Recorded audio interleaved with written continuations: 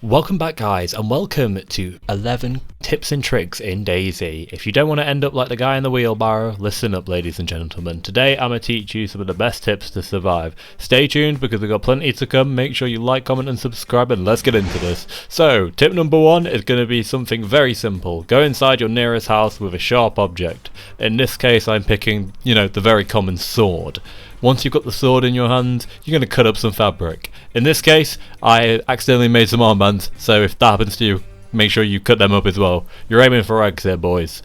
Why do we need these rags, you might be thinking? Well, rags are really important to make improvised gloves in this game. Improvised gloves, or gloves of any kind in fact, prevent you from getting bloody hands, allowing you to do many things, including one of my favourite activities, to go outside to your friend, cut him up, grab his human steak, and then just have a nice little munch. But then I'm probably making you think of the question, what happens if I get sick?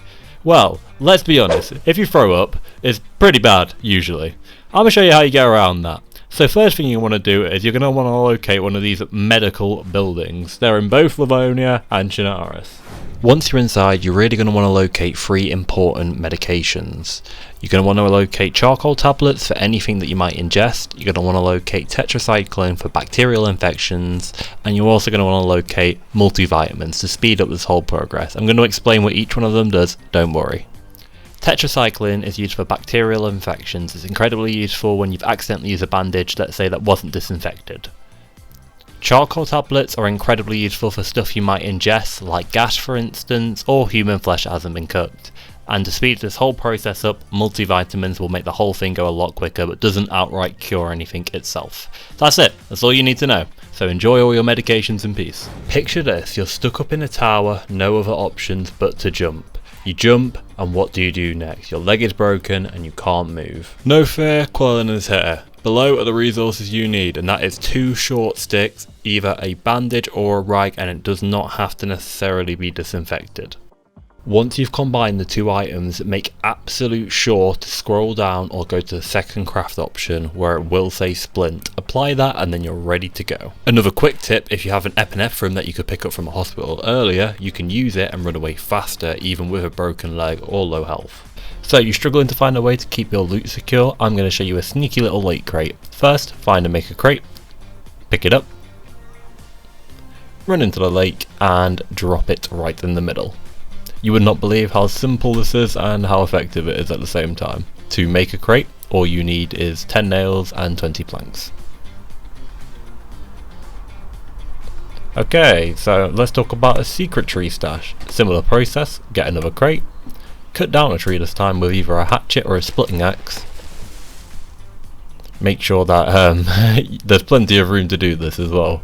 Place underneath where you cut down the tree and bury the crate.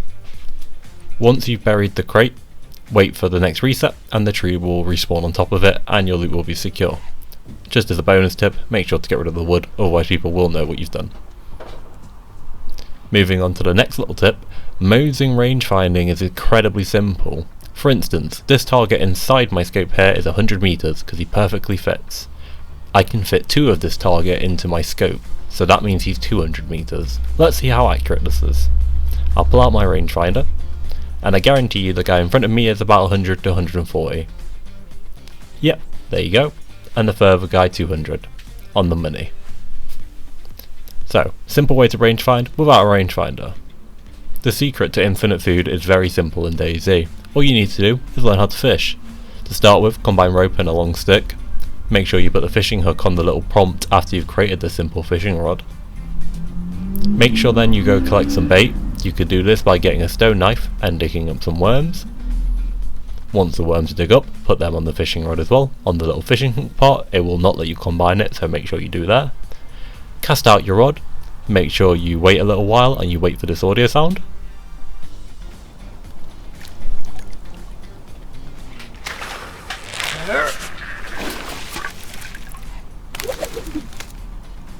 Once landed, you'll have a fish, and all you'll need to do now is cook it to eat it.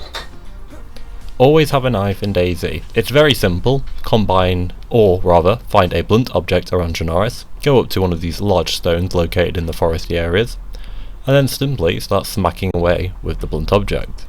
You only need one large stone in order to make a stone knife, and this simple tip will enable you to always have a knife to use it in multiple situations. Once the large stone has dropped, you will need to combine it again with either a hammer or a wrench or some kind of blunt object. Combine the two small stones once you've collected them, although sometimes they might despawn through the map, so you should be a bit careful of that. You can also find these stones on footpaths around Chernarus. Combining these two will give us the stone knife. The stone knife is a very small knife, and that's why it's one of my favourites, making it light and very good to carry on vanilla servers. Moving on to the last tip of the episode, we're going to be teaching you guys how to build a fire. So with the stone knife you just crafted, go cut down the bush and get a long stick and split it into 3 small sticks. Next, go use your stone knife on bark and collect 2 bits of bark from a tree. Pick up both pieces of bark and drag one piece of bark into your inventory and combine it with a small stick. First, you're going to make the hand drill kit, which is the 3rd crafting option down. Once you've got that, make sure to pick it up, it's very useful and you don't want it to get wet or it will not work. Once you've got that, combine the remaining dark oak bark with the remaining small sticks, and that will allow you to craft a fireplace. Fireplaces can be used for many things: jumping on, climbing on, cooking, warmth. There is multiple uses, but make sure you build them in safe places as they will draw players to your location. Some of my favourite include little sheds and also just general houses around Chernarus. You'll be able to see when you can place the fire as the colour will change. I am currently in a lobby on private, so it won't let me place it, so I have to drop it out my inventory, but it will let you place it on your guys' game. Once it's finally down, use your hand drill kit and it will give you a prompt to hold to ignite. You do have to hold, and it will take a second to fully ignite, so don't stand on it acting all confused. With all that said guys, as soon as this goes up, you're away and you can sharpen a stick and cook that fish away all you like. And thank you guys for watching. That's been 11 crucial and essential tips inside DayZ. If you enjoyed watching, subscribe and wait for the longer, more intermediate tips later in the month.